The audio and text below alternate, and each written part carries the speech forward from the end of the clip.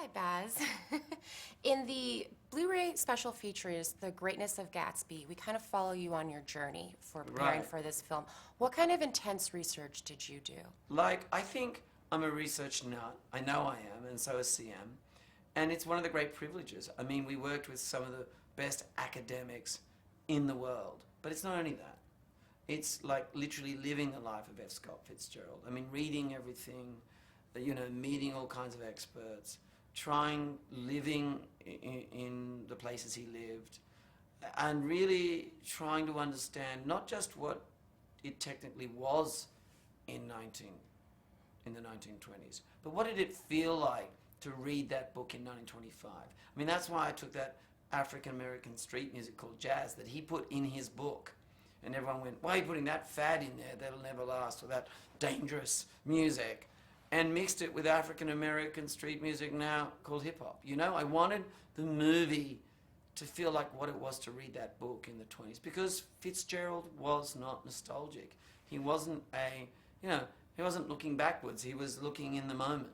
So that was my task, was to research deeply and understand it deeply, and then do my best to reveal Fitzgerald's book for this moment in this time. Because, right, people often go, they say, it's almost like you tried to make the film for a younger generation. And I didn't specifically do that, but Fitzgerald, I have it here, did say, my idea is always to reach my generation. The wise writer, I think, writes for the youth of his own generation, the critic of the next, and the schoolmasters of ever afterward. And, I wasn't specifically trying to do that, but I did want it to feel like, a 29-year-old guy wrote that in the roaring 20s, not the polite 20s. And I wanted to feel like when you went to the movie, what it might have felt like when you read the book in that period. And speaking of the research, can you tell us a little bit about the Great Gatsby iBook? Yeah, the thing about the iBook is, pretty much we've never done it before, and I think it's unprecedented. And the thing about it is I've tried to, as much as possible, I would like to have added more to it, but at least give a glimpse into the long, epic journey from 10 years ago when I was in Beijing, traveling on the Trans-Siberian, and having thought I knew the book, listening to a recorded version of it and realizing I didn't know it at all.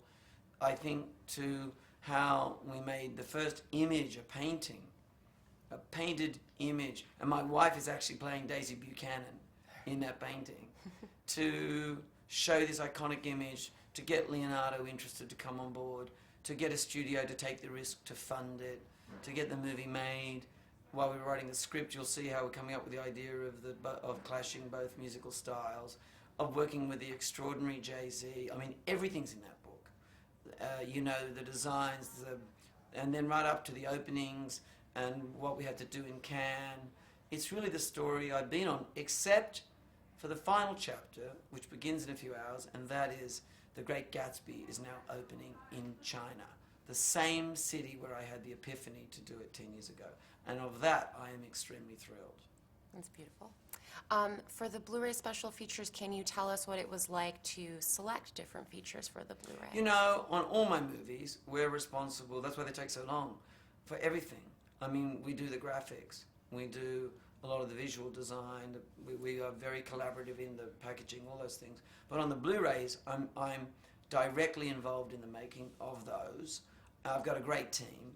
But I wanted to show a few things. One, the process.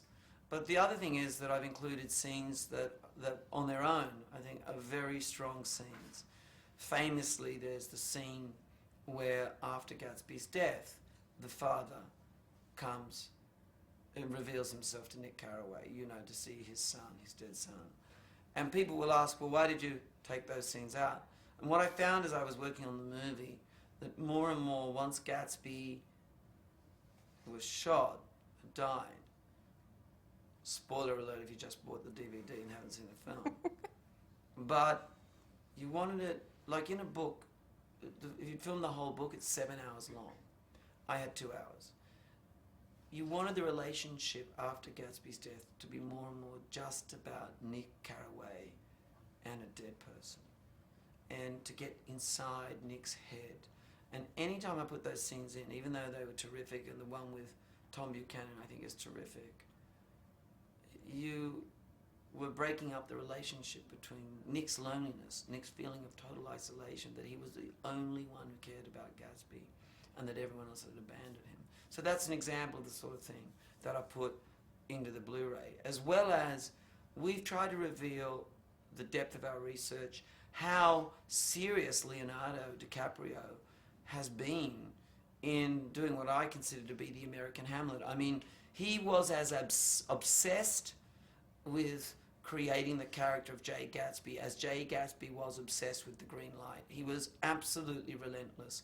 He would have me up at 3 in the morning and we'd be shooting at 8, just going over and over and over the text. We worked with some of the great academics, you know, the rock star of Fitzgerald, you know, Dr. Anne Margaret, Professor James West, you know, on he did Trimalchio, on finding other pieces of material. It was Francis Ford Coppola who wrote the original screenplay for the 70s Gatsby, who counseled me to go looking in other Fitzgerald texts for extra dialogue and ideas. And you know what we found? The idea where Nick Carraway is in the sanitarium is a F. Scott Fitzgerald idea. It was in the notes of the novel he did not complete called The Last Tycoon. So we took his idea and used it so that we could see Nick Carraway struggling with his relationship as he writes his book about this man called Jay Gatsby. A Little Party Never Killed Nobody. Of all Right here, right now is all we got. Shabba-ba-ba. Of all the opulent, beautiful party scenes, which one was your favorite to shoot? Probably in a way, the one in Myrtle's apartment. Really? Yeah, because the big ones were highly constructed, then they weren't. You know, then they were improvised. No player in my film is an extra. We give everybody a character name. They know who they are. And that allows them not to be frightened that they're next to Leonardo DiCaprio or spilling a wine on him in a party scene. But that group of actors in Myrtle's apartment, they didn't know. I surprised them. So what I did was, we did the scene, and in the book it describes, it gets all blurry. We drank more, suddenly people got up and down, they left, they came, they went, you know, a sandwich was arrived. It's obviously, and Leonardo's father gave me a book that was written in the 1920s called The Wild Party.